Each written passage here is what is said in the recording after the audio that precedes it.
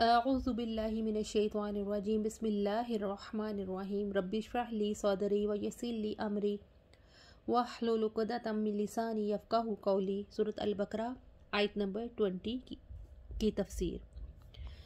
بسم اللہ الرحمن الرحیم۔ یکاد البرق یخطف ابصارہم کلما اضاء لہم مشوا فیہ وَإِذَا أَظْلَمَ عَلَيْهِمْ قَامُوا وَلَوْ شَاءَ اللَّهُ لَذَهَبَ بِسَمْعِهِمْ وَأَبْصَارِهِمْ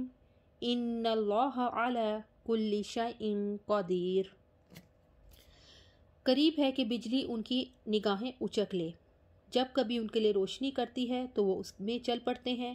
اور جب ان کے لیے اندھیرا کرتی ہے تو وہ کھڑے ہو جاتے ہیں، اور اگر اللہ تعالیٰ چاہتا تو ضرور ان کی سماعت اور ان کی بصارت کو لے جاتا۔ یقیناً اللہ تعالیٰ ہر چیز پر پوری قدرت رکھنے والا ہے۔ یہاں پہ بھی دوسری قسم کے منافقوں کی مثال کی مزید وضاحت کی گئی ہے۔ یکاد البرق یخطف ابصارہم، قریب ہے کہ بجلی ان کی نگاہیں اچک لے، یعنی منافق اللہ تعالیٰ کے احکامات، اللہ تعالیٰ کے وعدے اور وعیدیں جو قرآن میں آئے ہیں سنتے ہیں تو اسلام پر عمل پیرا ہونے کی کوشش کرتے ہیں۔ گھر والوں اور معاشرے کی طرف سے مخالفت ہوتی ہے تو وہ رک جاتے ہیں۔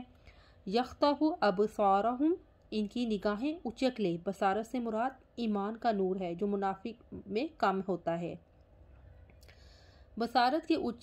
اچکنے سے مراد یہ ہے کہ مخالفت کی وجہ سے اللہ تعالیٰ کے احکامات پر عمل پیرا ہونے کی سمجھ ختم ہو جائے اور پھر انسان گھر والوں اور مخالفوں کے ذہن سے ہی سوچنے لگ جائے۔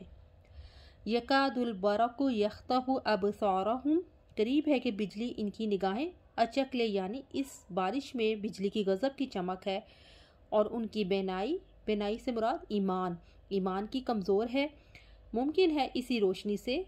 بنائی جاتی رہے۔ علی بن ابو طلحہ سیدنا ابن عباس رضی اللہ تعالیٰ عنہ سے یکاد البرق یخطف ابصارہم کی تفسیر میں روایت کرتے ہیں کہ قرآن مجید کی مضبوط و مستحکم آیات منافقین کی تمام کمزوریوں کو کھول کھول کر بیان کر رہی ہے۔ کلما اضاء لہم مشوا فیہ وَإِذَا أَظْلَمَ عَلَيْهِمْ قَامُوا، جب کبھی ان کے لیے روشنی کرتی ہے تو وہ اس میں چل پڑتے ہیں، اور جب ان کے لیے اندھیرا کرتی ہے تو وہ کھڑے ہو جاتے ہیں۔ جب ان کے دل میں ایمان کی کرنیں چمکتی ہیں، یعنی جب وہ مجلس میں بیٹھتے ہیں اور قرآن و سنت حدیث سنتے ہیں تو وہ پیروی کرنے لگ جاتے ہیں، لیکن شک کے اندھیرے پھر دل سیاہ کر دیتے ہیں۔ اب یہ حیران کھڑے کے کھڑے ہیں، اس کا دوسرا مطلب یہ ہے کہ اسلام کے ذرا سے عروج و اقبال سے ان کے دل مطمئن ہو جاتے ہیں، لیکن پھر سے یہ الٹے پاؤں کفر کی طرف بھاگتے ہیں۔ منافقوں کا اجالے میں چلنا حق کو سمجھ کر کلمہ توحید پڑھ لینا ہے، اور اندھیرے میں ٹھہر جانا کفر میں واپس لوٹ جانا ہے۔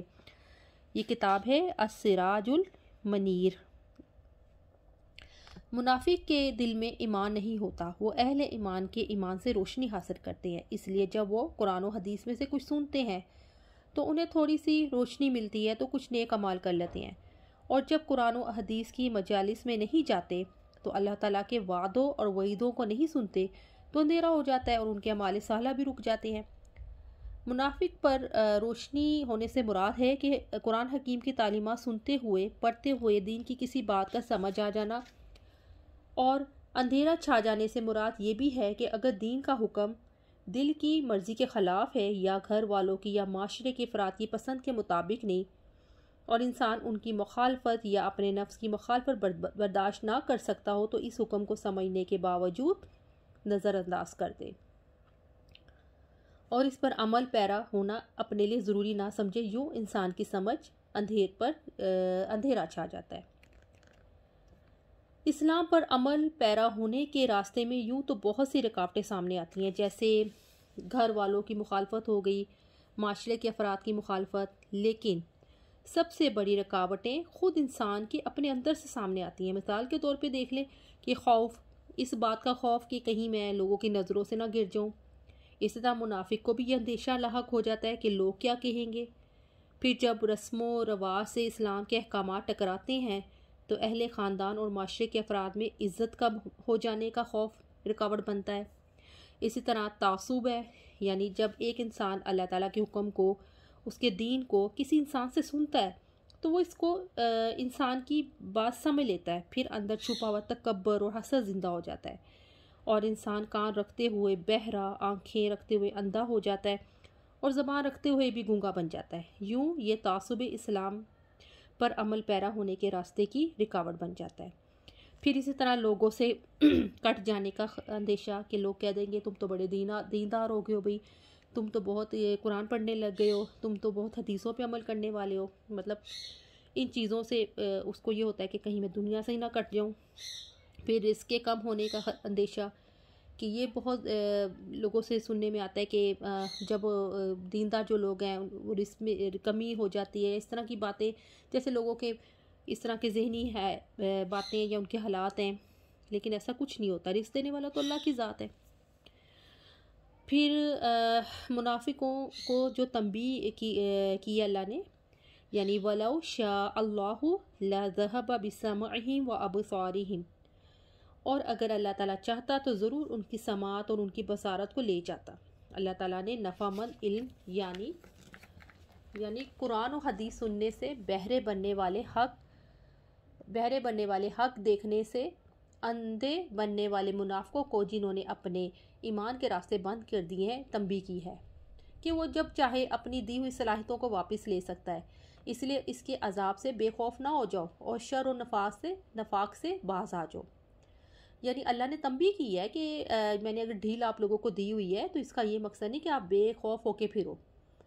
تو اللہ چاہے تو اللہ نے رسی ڈھیلی کی ہوئی ہے، اللہ اس رسی کو کھینچ بھی سکتے ہیں۔ سماعت سے یہاں مراد اللہ تعالیٰ کی کتاب کو سننا ہے، اور سماعت سلب کرنے سے مراد ہے کہ کتاب سننے سے روک دینا۔ اللہ تعالیٰ چاہتا تو اپنے احکامات کو نظر انداز کرنے والے کو کتاب سننے سے بھی روک دیتا، لیکن وہ سن کر عمل نہ کرنے والے کو سننے سے نہیں روکتا۔ یہ اس کی مہربانی ہے، کیونکہ اللہ پاک رحمان ہے، رحیم ہے۔ یہ اس کی مہربانی ہے کہ کوئی جتنا کام کرنا چاہتا ہے اسے اتنا ہی کام کرنے کی توفیق دیتا ہے، اور بصارت سے مراد نور ایمان ہے، جو قرآن و حدیث کے عمل اور اس پر عمل کے ساتھ ساتھ بڑھتا ہے۔ جب انسان دین کو اچھی طرح سمجھ کر اس پر عمل نہیں کرتا تو اللہ تعالیٰ اس کو پھر موقع دیتا ہے کہ وہ سنتا رہے اور سمجھتا رہے، اس سے سننے اور سمجھنے کی صلاحیت کو بالکل ختم نہیں کرتا، اور یہ اللہ تعالیٰ کی رحمت ہے۔ ان اللہ علی کل شیء قدیر، یقیناً اللہ تعالیٰ ہر چیز پر پوری طرح قدرت رکھنے والا ہے، اللہ تعالیٰ ہر چیز پر قادر ہے، اس سے کوئی نہیں بھاگ سکتا، اسے کوئی عاجز نہیں کر سکتا، اس کے ارادوں کے آگے کوئی رکاوٹ نہیں بن سکتا، اس کے فیصلے نافذ ہو کر رہتے ہیں۔ جب وہ کوئی کام کرنا چاہتا ہے تو کر گزرتا ہے، کوئی اس کو روکنے والا نہیں، کوئی اس کی مدد کرنے والا نہیں، اور کوئی اس کی مخالفت کرنے والا نہیں۔ بے شک ابن عباس رضی اللہ تعالیٰ عنہ فرماتے ہیں، اللہ تعالیٰ اپنے بندوں کے بارے میں جو ارادہ فرمائے انہیں سزا دے یا معاف فرما دے، وہ ہر چیز پر قادر ہے۔ بے شک اب جو جتنی ہم نے الحمدللہ ہماری 20 آیات مکمل ہو گئی ہیں اللہ کے حکم سے،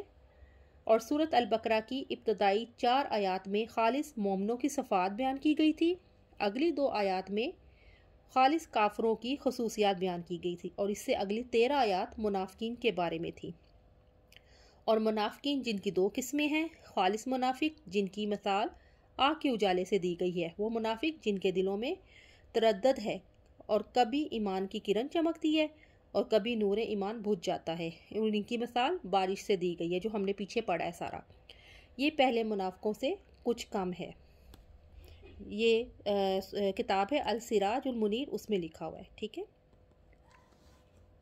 سبحانک اللہم و بحمدک، اشہد ان لا الہ الا انت، استغفرک و اتوب الیک۔ السلام علیکم ورحمۃ اللہ وبرکاتہ۔